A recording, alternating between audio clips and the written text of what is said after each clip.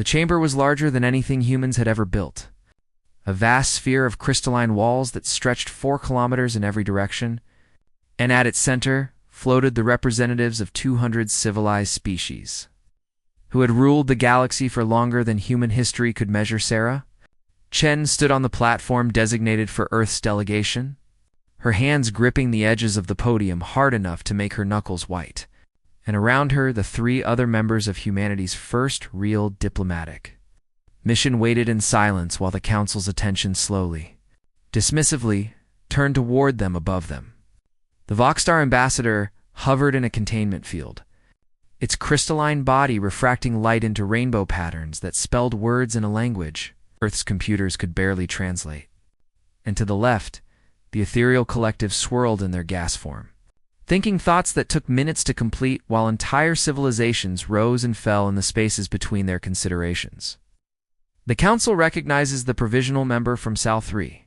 Designation Earth, announced the Quorum Chancellor, a being so ancient that its flesh had turned to living stone over countless millennia, and its voice boomed through translation fields in every language spoken by every species present. Sarah took a breath and began her plea, knowing that everything depended on the next few minutes, knowing that billions of human lives hung on whether these ancient species would see Earth is worthy of protection or just another primitive race struggling to survive. In a hostile universe, honored members of the Galactic Council, she said, her voice steady, despite the terror coiling in her gut.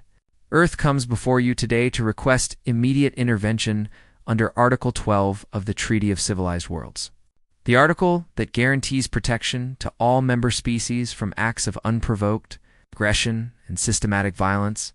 The holographic displays floating around the chamber flickered to life at her command, showing images that made Sarah's throat tighten with rage and grief every time she saw them. Colonies burning under orbital bombardment, civilian transports torn apart in the void, rescue workers pulling bodies from the rubble of settlements that had stood for barely a generation before the Krelith came 6 months ago. The Krelith Dominion began raids on Earth's outer colonies, Sarah continued, pulling up casualty figures that scrolled across the displays in harsh red numbers. They have killed 47,000 human beings, destroyed 8 settlements, and displaced another 200,000 colonists who now huddle in overcrowded stations. Wondering if their families died for nothing, she paused, letting the images speak for themselves. Videos of Krelith warships appearing in systems without warning, their weapons turning homes into slag, their boarding parties taking captives who were never seen again. And in every recording, human defenders fought with everything they had. Primitive railguns and missile systems against energy weapons that had been perfected across millennia. We come here not as conquerors, seeking territory, or warriors seeking glory, Sarah said, her voice growing harder. We come as victims of unprovoked attack, and we ask the Council to enforce the very laws that bind civilized species together. We ask you to protect us, to sanction the Krelith, to make them stop before more of our people die. The silence that followed was not thoughtful contemplation, but something worse. Oh. And Sarah felt it in her bones. The weight of species so old and powerful that humanity's entire existence barely registered as a footnote in their histories then. The laughter began. It started with the Voxstar, whose crystalline body chimed with sounds like breaking glass, and it spread through the chamber like a wave, the ethereals pulsing with colors that their translators rendered as amusement. The insectoid Shari, clicking their mandibles in rhythmic mockery. Even the stone-faced Quorum showed something that might have been the ghost of a smile on its ancient features' protection. The Voxstar said, its voice like wind chimes in a hurricane. The primitives want protection, as if they were children crying to parents about bullies in the learning spaces. You have had faster-than-light capability for what, 12 of your years? Asked the ethereal collective, their thoughts condensing into words that dripped with condescension. You barely understand the principles of gravitational manipulation. Your weapons are kinetic projectiles wrapped in crude casings, and you expect the Council to intervene in what is clearly a natural process of species competition? Sarah felt her fellow delegates tense beside her, felt Marcus's Webb's hand move toward the table edge as if to steady himself, felt Dr. Yuki Tanaka's breathing quicken with suppressed rage. But she kept her voice level, professional. Because losing control here meant losing everything. The treaty makes no distinction between old species and young ones, she argued. Pulling up the relevant passages on the displays, Article 12 states that all member species are entitled to protection from acts of genocide and systematic violence. And what the Krellith are doing meets every definition of those crimes, the treaty, said the Quorum Chancellor, with something that might have been pity in its grinding voice. Was written by species who had proven themselves capable of survival, who had demonstrated the strength and ingenuity to defend their own territories, who had earned their place at this table through trial and hardship. Earth has been a provisional member for 5 years, the Chancellor continued. And in that time you have contributed nothing to the Council's collective knowledge. You have no unique technologies to share, no cultural achievements that rise above the mundane. You are children playing at being adults in a universe that does not coddle weakness. The Krellith Dominion is exercising its right to expansion, added a snake-like being whose species Sarah didn't recognize. As all species must, when they reach beyond their homeworlds. And if you cannot defend what you claim is yours, then perhaps you do not deserve to keep it. The chamber filled with murmurs of agreement, heads nodding in species that had heads, limbs gesturing in patterns that meant consensus among those who communicated through movement. And Sarah felt the floor dropping out from under her feet as she realized the truth. They weren't going to help. They had never intended to help to them. Humanity was nothing, less than nothing. An irritation that had interrupted whatever important matters they had been discussing before. Earth's delegation arrived. We have evidence of war crimes, Sarah tried again, desperation creeping into her voice despite her best efforts. The Krellith have targeted civilian populations exclusively. They have taken captives for purposes we can only guess at. They have violated every norm of civilized warfare. Your concepts of war crimes are touchingly naive, the Voxstar said, its tone making the words into an insult. The strong take from the weak. The adaptables survive while the rigid perish. This is the way the universe has functioned since before your species learned to make fire, please, Sarah said. And she hated the word even as it left her mouth. Hated begging these ancient monsters who looked at human suffering as nothing more than data points in some vast equation. We are asking for help. We are asking for the protection that the treaty promises. We are asking you to be what you claim to be. Civilized denied, said the Quorum Chancellor. And the word fell like a hammer on an anvil, final and absolute. The Council finds that Earth's petition lacks merit, that the situation described falls within normal parameters of species interaction, and that intervention would set a dangerous precedent of protecting the weak from the consequences of their own inadequacy. The Chancellor's next words were even worse. Furthermore, Earth's provisional membership in the Galactic Council is hereby suspended indefinitely, it announced, and gasps rippled through the human delegation. You have wasted this body's time with internal matters that do not rise to the level of Council concern. You have demonstrated a fundamental misunderstanding of galactic law and custom, and you have proven yourselves unready for the responsibilities of civilized society. Sarah stood frozen, unable to process what she was hearing. Unable to believe that they could be this cruel, this dismissive of human life.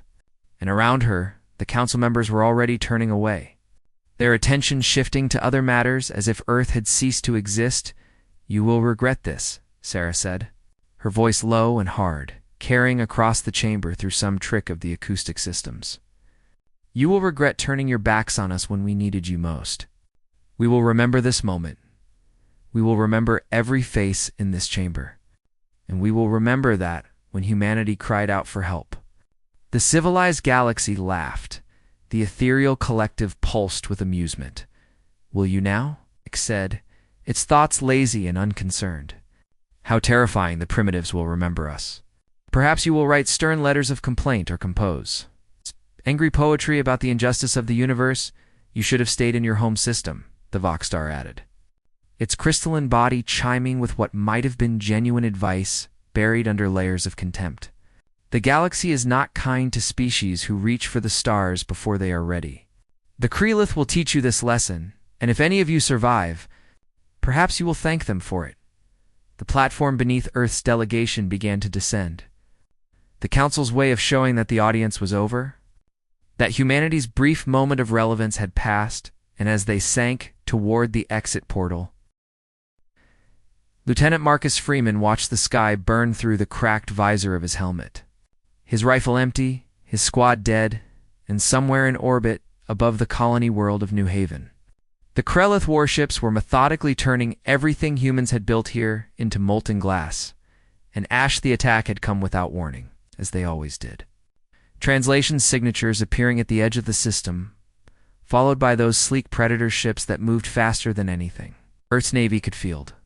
And by the time the colony's defense platforms had spun up their weapons, half of them were already debris spreading through the orbital space. Freeman had been in the mess hall when the alarm started screaming, had barely made it to the armory before the first orbital strikes started turning city blocks into craters, and now he was here, pressed against the wall of a building that had been a school 8 hours ago, watching the evacuation shuttles try desperately to reach orbit while Krellith fighters hunted them like animals. His cum crackled with dying screams and desperate prayers.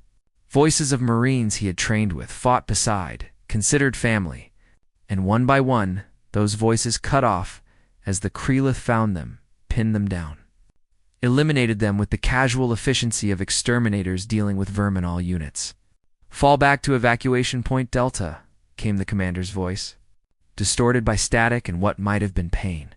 Repeat. Fall back to Delta. We are abandoning the colony. This is not a drill, Freeman laughed, a sound that came out broken and wrong through his damaged helmet. Because there was no falling back, no evacuation point that the Krellith hadn't already targeted, no escape from ships that could accelerate at rates that would turn human bodies into paste. He pushed himself up anyway. Because that's what Marines did. They followed orders even when those orders were death sentences. And he started running through streets filled with smoke and fire, past bodies that had been people he knew. Colonists who had come to New Haven to build something better than Earth could offer. The Krellith drop troops found him 3 blocks from evacuation point Delta. They were tall and insectoid, with 4 arms that ended in weapons that were both biological and technological. And their compound eyes registered Freeman not as a threat, but as a target to be eliminated. Nothing more complicated than that. Freeman brought up his rifle before remembering it was empty, threw it at the nearest Krellith, and drew his combat knife, knowing it was useless, knowing he was going to die here, but determined to make them work for it. The Krellith warrior caught the rifle with one lower arm and crushed it into scrap with casual strength, then raised its weapon arm toward Freeman with what might have been curiosity in the tilt of its head. As if wondering why this human was still fighting when the outcome was so obvious, Freeman died charging forward, his knife raised, his scream of rage cut short by an energy bolt that vaporized his chest cavity 10,000 kilometers above. His commander watched the colony die from the command deck of the ESS Defiance, the last human warship in the system, its crew knowing they would be next as soon as the Krellith finished with the planet below Earth. Sarah Chen stood in the Global Defense Council's Situation Room and watched colony after colony wink out on the strategic display. Red icons turning gray as worlds that had represented humanity's future became graves for tens of thousands of people. New Haven is gone, reported Admiral Jackson, his voice carefully controlled, betraying nothing of the horror they all felt. Total casualties estimated at 43,000, including the garrison and evacuation fleet. The Krellith are glassing the surface now, making sure nothing survives. That's the 5th colony this month, said someone from the civilian government, their voice high with barely controlled panic. At this rate, we'll have no presence beyond Mars within a year. Sarah studied the display, trying to see patterns in the Krellith attacks, trying to find some weakness they could exploit, but there was nothing. The Krellith were simply better at this than humanity was. Their ships faster, their weapons more powerful, their tactics refined across centuries of conquest. What's the status on our petition to the Council? Asked the Secretary General, a question everyone knew the answer to, but needed to ask anyway. Needed to hear that they had tried every option before accepting the terrible truth the Council hasn't responded to our 2nd petition, Sarah said flatly, or our 3rd, or our 4th. The last communication we received was from a junior functionary who told us to stop wasting their time with messages about primitive species rise and fall all the time, and our extinction will barely be noted in galactic history. The room went silent except for the quiet hum of computers and the distant sound of someone crying in one of the observation galleries, where families gathered to watch for news of their loved ones in the colonies. "We can't win this," Admiral Jackson said, speaking the truth everyone had been avoiding. "Our ships are too slow, our weapons don't penetrate their shields reliably, and they can replace losses faster than we can build new vessels. This is a war of attrition, and we are losing badly, so what do we do?" demanded the defense minister. "Surrender. Beg the Krellith for mercy. Hope they'll let some of us survive as slaves or pets?" "We do what humans have always done when facing extinction," Sarah said quietly, and every eye in the room turned to her. "We refuse to quit. We adapt. We find advantages where none exist. And we make the cost of killing us so high that even victory becomes unbearable for our enemies." Ow. She pulled up a classified file on the main display, one that she had been working on in secret with military scientists and strategists who understood that conventional warfare was a losing proposition. "I'm calling it Project Phoenix," she said. "And it requires us to make choices that we never wanted to make, to become things we never wanted to become, to sacrifice parts of our humanity in order to save it." The proposal that unfolded across the screens was radical, terrifying, and absolutely necessary total mobilization of Earth's economy. Every factory converted to weapons production. Every scientific institution focused on military research. Every resource dedicated to the singular goal of survival abandonment of conventional military. Doctrine in favor of asymmetric warfare. Guerrilla tactics adapted to three-dimensional space.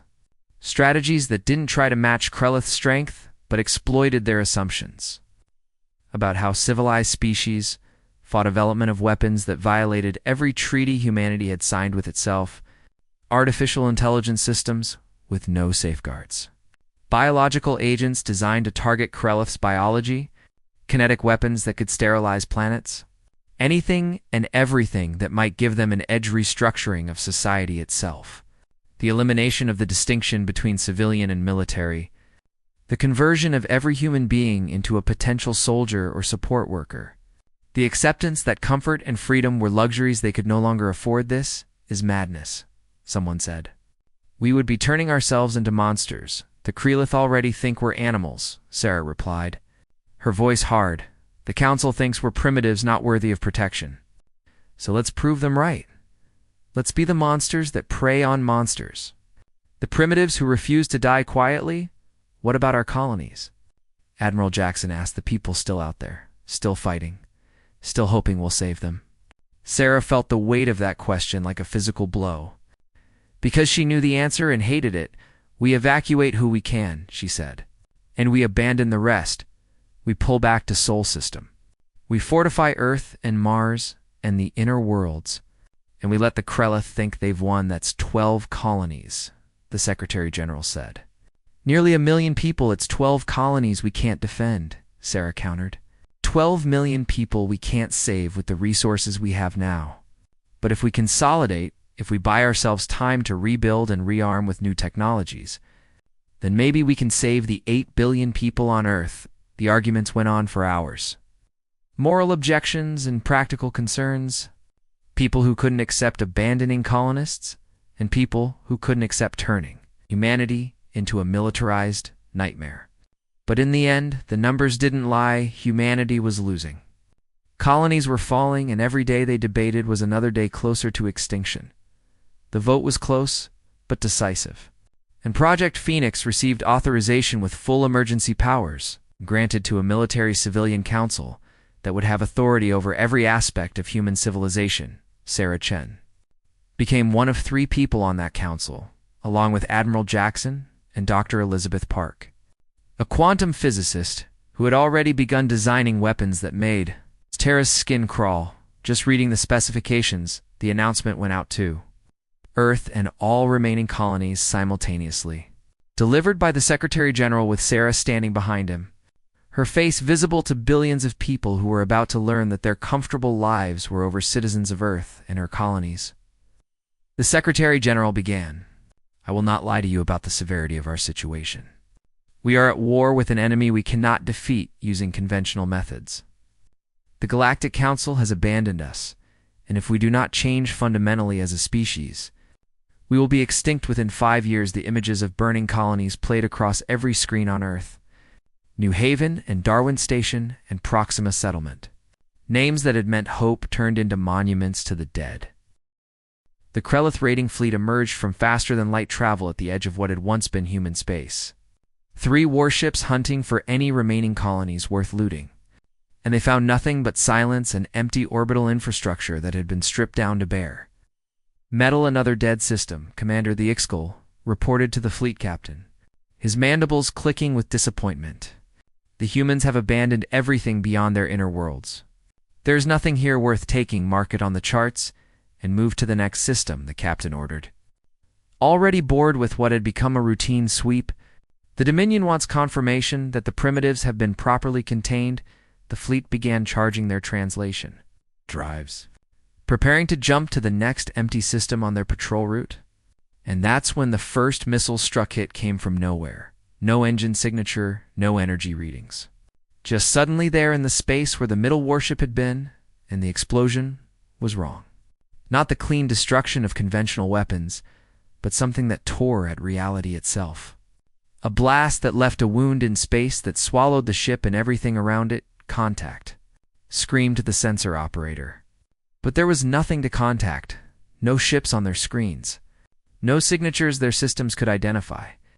Just more missiles appearing from impossible angles and moving at speeds that made interception nearly hopeless. The second warship died trying to bring its shields to full power. A spread of 3 missiles hitting it simultaneously, punching through protective fields that should have stopped anything humanity could build. And the third warship managed to get one distress signal off before something much larger materialized behind it, though. The human warship was ugly by Krellith standards. All angles and armor plating, with none of the elegant curves that marked civilized ship design. And it was broadcasting a message on every frequency. A simple statement that repeated over and over. We remember the last Krellith warship tried to run. Tried to reach translation distance. Tried everything its captain could think of. But the human ship was faster. Impossibly faster. And its weapons were precise and terrifying in their efficiency. 30 seconds after the battle began, all 3 Krellith ships were dead, reduced to expanding debris clouds, and the human warship vanished back into whatever darkness it had emerged from. The Krellith Dominion received the distress signal fragment 3 days later, along with reports of similar attacks across a dozen systems, raiding parties that had gone silent, patrol fleets that never returned. And suddenly, the war they thought they had won was very much not over. High Command called an emergency session. Dozens of Krellith military commanders gathering in their fortress world to discuss the impossible situation. The humans were defeated, insisted Admiral Kreshtel, his upper arms gesturing dismissively. Their navy was destroyed, their colonies abandoned. They do not have the industrial capacity to build even one warship, much less an entire fleet, and yet our ships are dying, countered Intelligence Director Vextha, displaying the tactical data from recent encounters. These are not the primitive vessels we fought before. These are advanced warships using technologies we do not recognize, moving at speeds that should not be possible with their understanding of gravitational physics. The recordings from the destroyed fleets were analyzed frame by frame, revealing ships that looked human but functioned in ways that violated everything the Krellith knew about human capabilities. Weapons that created localized gravitational singularities. Missiles that appeared to move through different dimensions to bypass shields. Point defense systems that tracked targets with impossible accuracy. And speeds that suggested humans had made breakthrough advances in translation. Drive technology, where did they build these ships? Demanded the Supreme Commander. We have maintained surveillance on Sol System. We would have detected construction on this scale. We detected nothing, Vexia admitted. Which suggests they built them somewhere we were not looking. Scattered construction across their asteroid belt, perhaps. Or in hidden stations in the outer system where our sensors could not penetrate. This is a minor setback, Admiral Kreshtal insisted. We still outnumber them 100 to 1.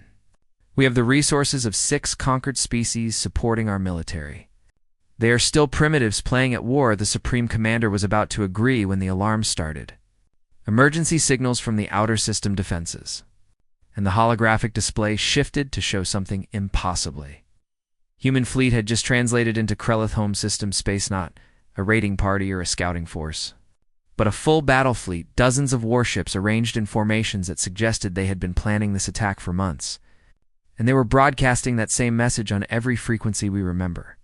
The Battle of Krellith Prime lasted 6 hours and redefined what the galaxy understood. About human warfare, the Krellith home fleet was larger and better equipped. With defensive platforms that had stood for centuries and weapons that could crack planets. But the humans fought with a ferocity that shocked every observer, using tactics that seemed suicidal until they suddenly were in. Newman ships would break formation and accelerate directly toward Krellith vessels, ignoring defensive fire that should have destroyed them, protected by shields that somehow held against weapons that had never failed before.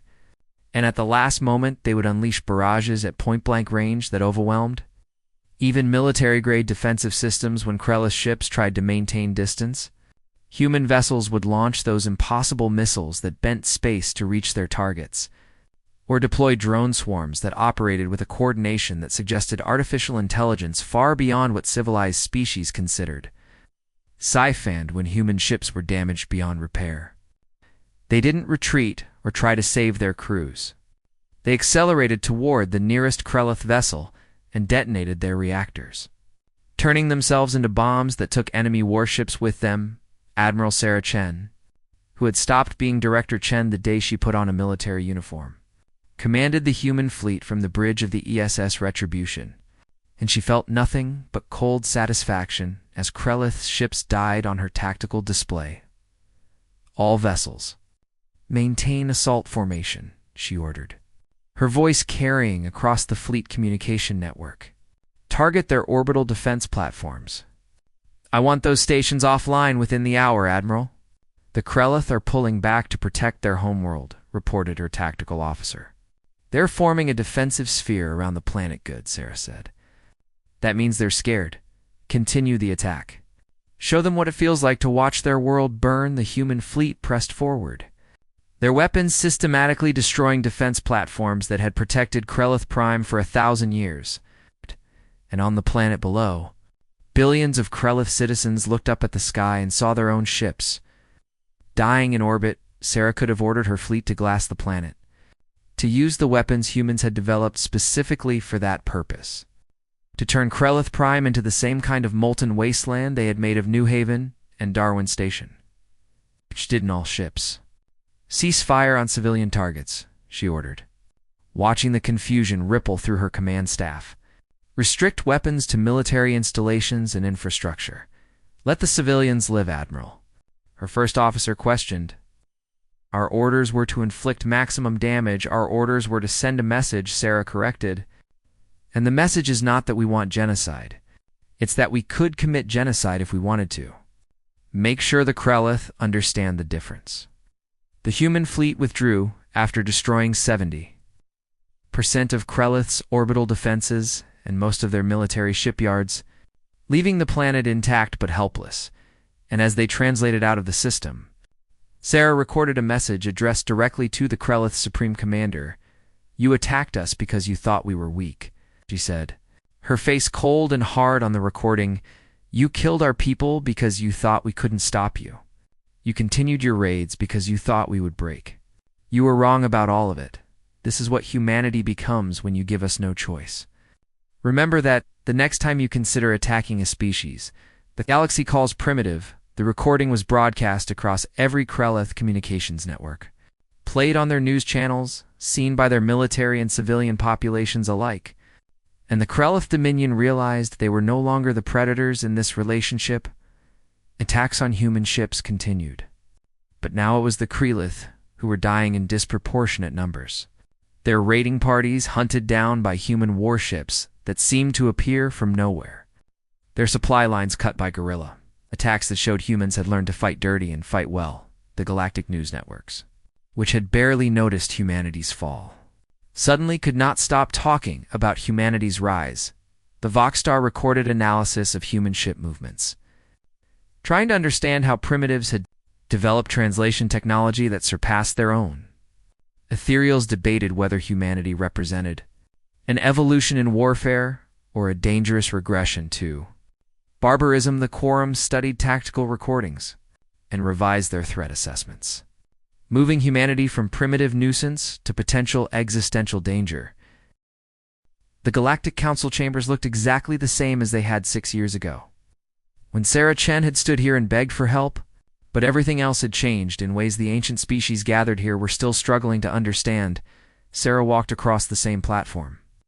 Earth's delegation had been dismissed from, but this time she wore the uniform of Earth's defense fleet with admirals, stars on her shoulders, and weapons detection systems were screaming warnings.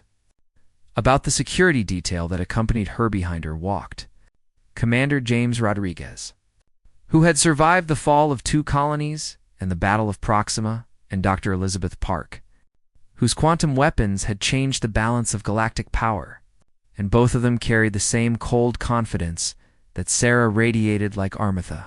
Krelith's Supreme Commander was already present, standing in a detention field surrounded by Council security, its compound eyes dull with defeat.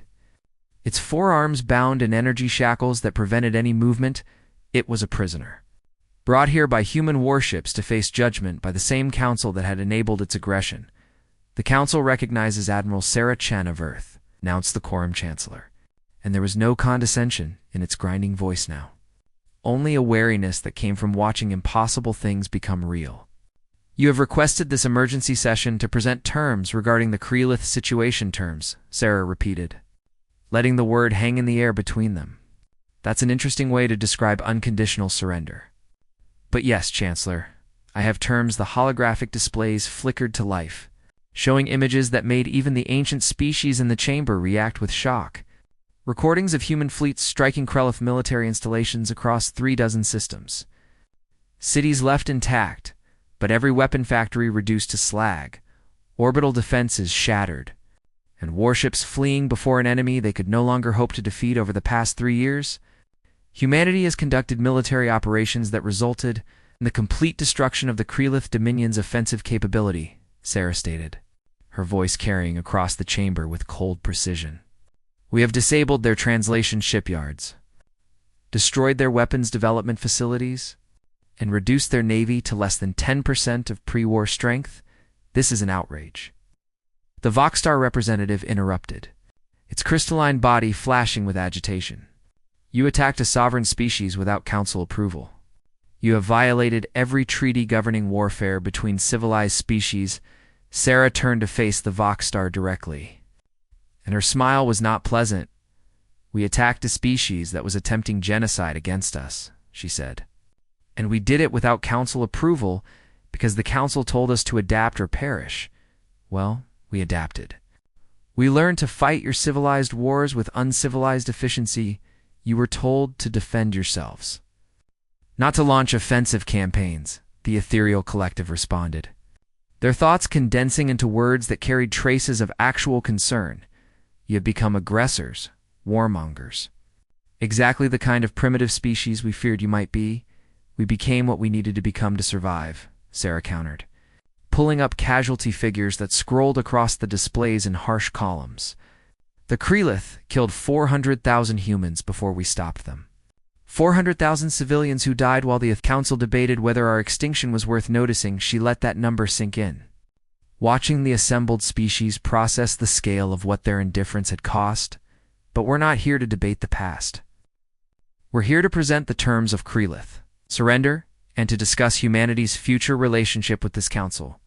The terms appeared on every display simultaneously, and the chamber erupted in protests.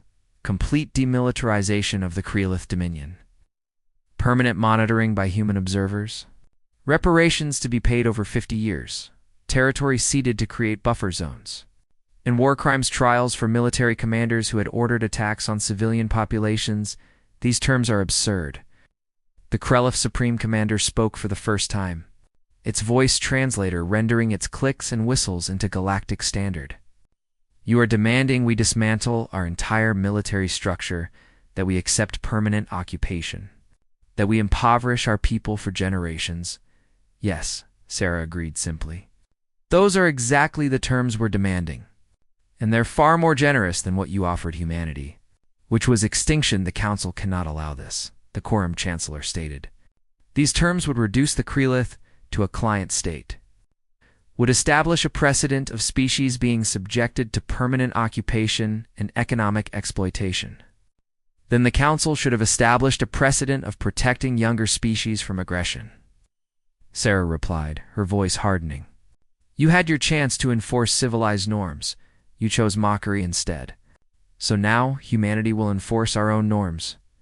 She pulled up another display, this one showing the current disposition of Earth's military forces. Fleets stationed in systems across what had been Krellus space.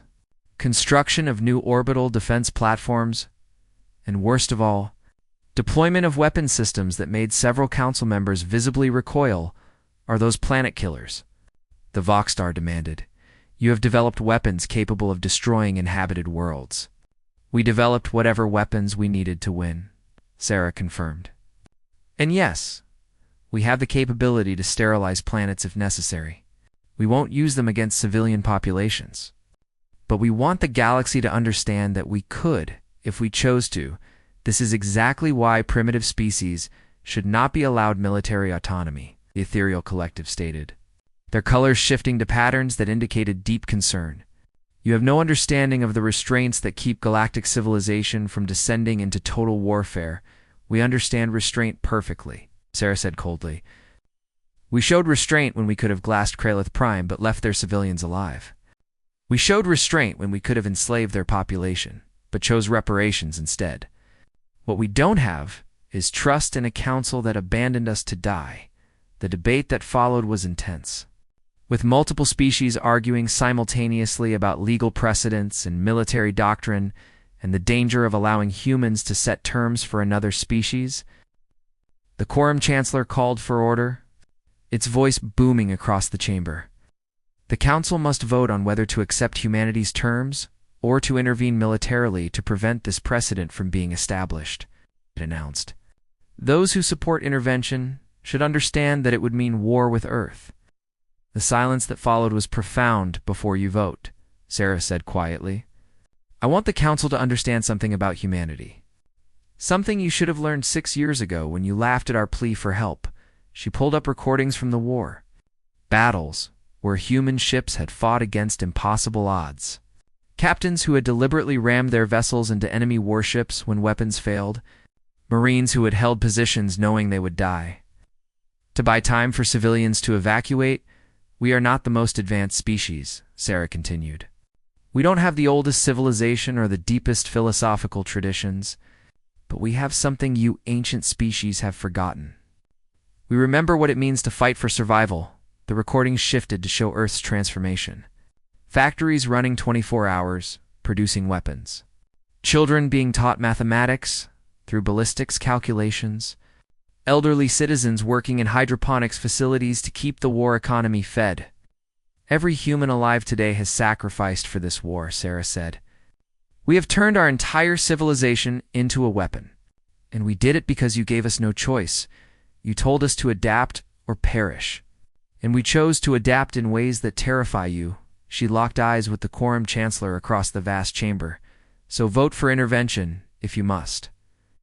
Sarah challenged. Send your fleets to stop us. Try to impose your civilized order on the primitives who won't stay in their place. But understand that if you do, we will fight you with the same desperation we fought the Krelith. And unlike the Krelith, Commander Rodriguez added, speaking for the first time, you can't dismiss us as primitives anymore. We have proven we can build weapons that match yours, tactics that defeat yours.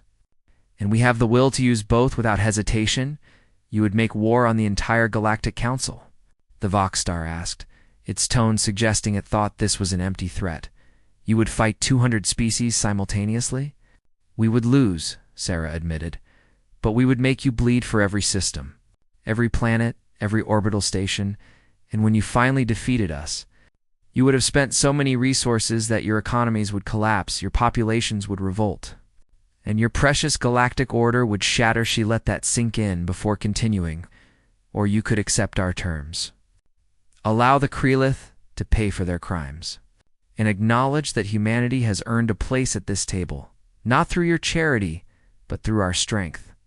The vote was called, and species after species chose to abstain rather than vote for intervention. Nobody wanted to commit to a war with humans who had just defeated a major military power. Nobody wanted to risk their comfortable civilizations on enforcing rules that they themselves had broken by abandoning. Earth, the final count was overwhelming. The Council accepted humanity's terms for Krelith's surrender, and by extension, accepted that the galaxy had changed in fundamental. 5 years after the Council accepted Earth's demands, Admiral Sarah Chen stood in her office, overlooking the orbital construction yards above. Marzan watched humanity's latest warship take shape in the void, a vessel 3 times larger than anything the Krelith had fielded, bristling with weapons that represented the absolute cutting edge of human military technology. The galaxy had changed in those 5 years, reshaped by humanity's refusal to remain victims. And Sarah wasn't entirely sure the changes were all positive. Her personal console chimed with incoming messages, requests from species across the galaxy, some seeking military alliances, others offering trade agreements, a few asking if Earth would intervene in their own conflicts with aggressive neighbors. Humanity has become what the Krelith once were, a military power that other species either courted or feared. And Sarah felt the weight of that transformation every day. "Admiral, you have visitors," her aide announced. "The delegation from Proxima wants to discuss protection contracts." Sarah sighed, because this was the 3rd species this week, asking Earth to defend them.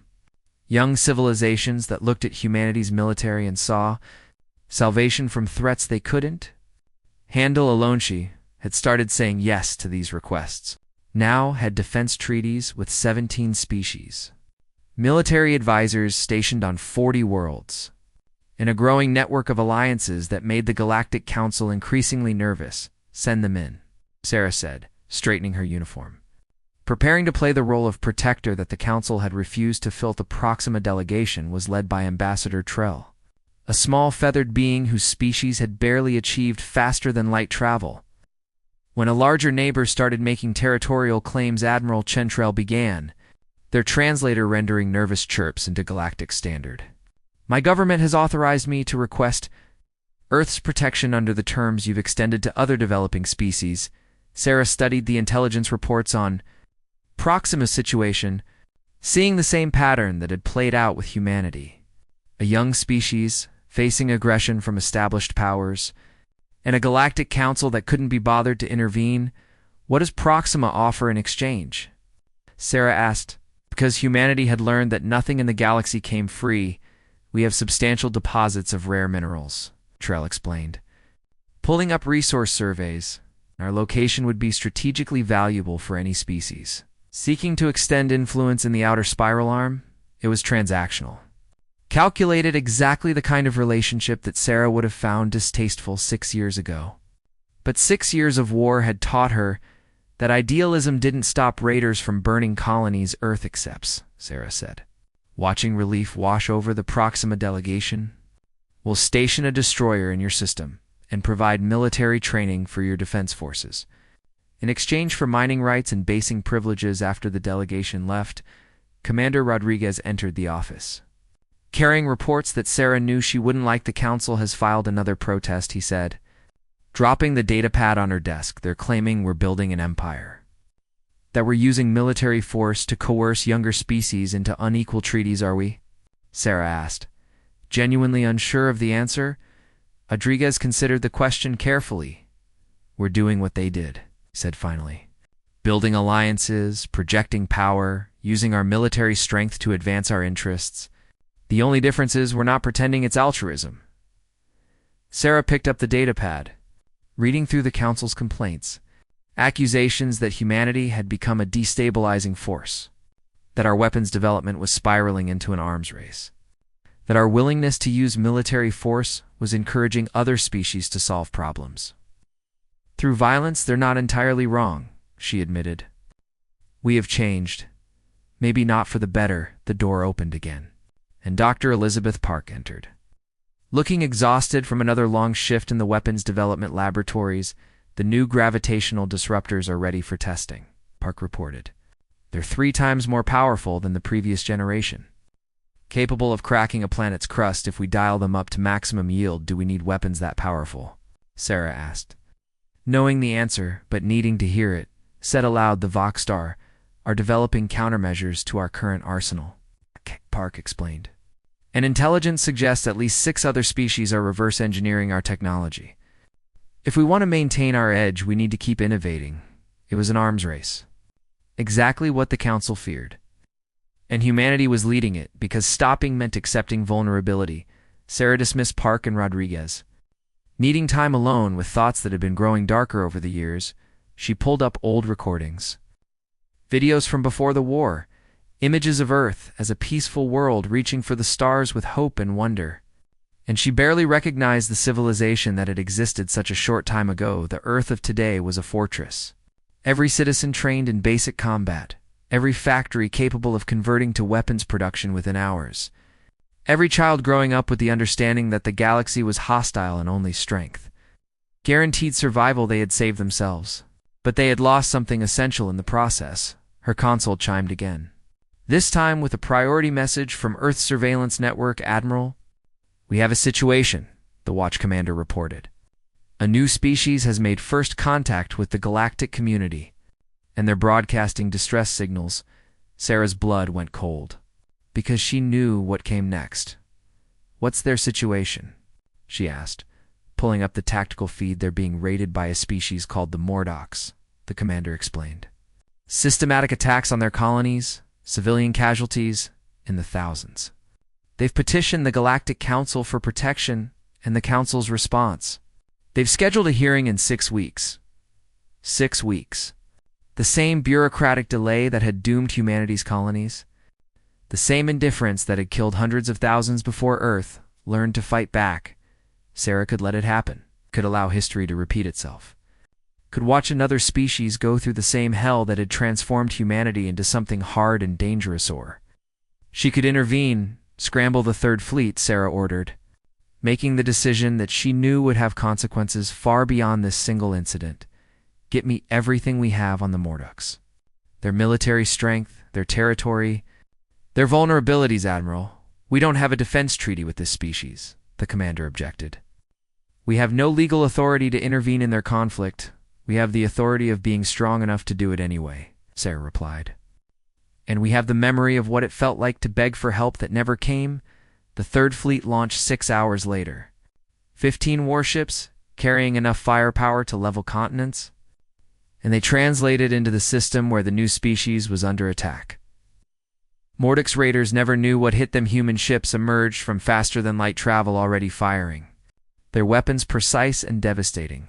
And within 20 minutes, every Morlocks vessel in the system was either destroyed or fleeing for their lives.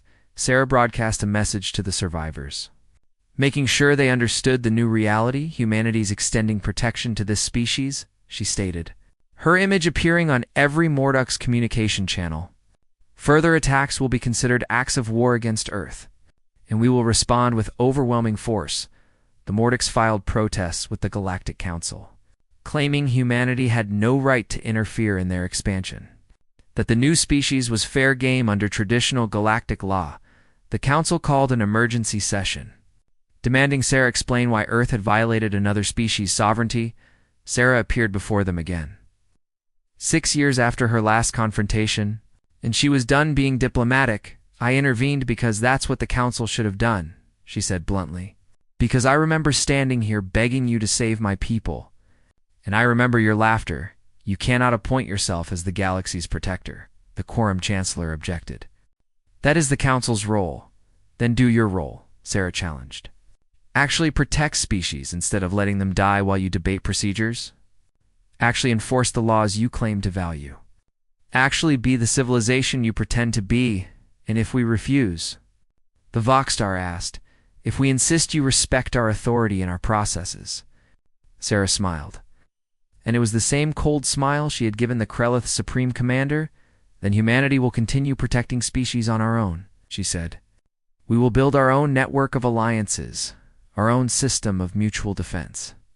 And we will make the Council increasingly irrelevant. You would fracture galactic unity. The ethereal collective protested.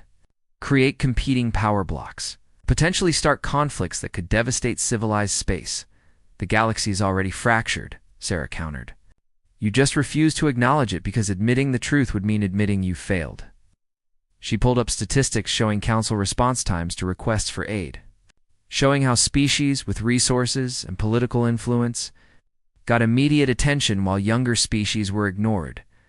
This is your galactic unity, Sarah said. Protection for the rich and powerful, indifference for everyone else. Humanity is simply offering an alternative over the next 3 years. That alternative became increasingly popular.